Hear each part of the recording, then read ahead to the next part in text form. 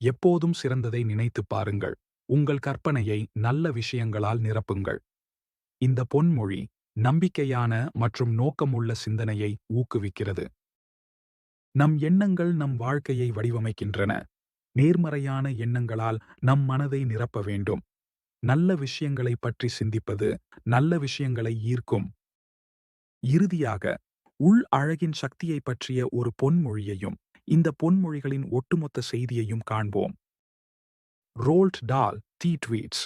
ஒரு நல்ல எண்ணம் உங்கள் முகத்தில் ஒளியை பாய்ச்சும். ஒரு கெட்ட எண்ணம் உங்கள் முகத்தை அசிங்கமாக்கும். இந்த பொன்மொழி உள் அழகின் சக்தியை அழகாக விளக்குகிறது. கருணை மற்றும் நல்ல எண்ணங்கள் வெளிப்புறமாக பிரகாசிக்கின்றன. அவை நம் தோற்றத்தையும் குணத்தையும் வடிவமைக்கின்றன. நம் உள்ளே இருக்கும் அழகுதான் உண்மையான அழகு. இந்த 11 பொன்மொழிகளும் நமக்கு ஒரு பொதுவான செய்தியை வழங்குகின்றன.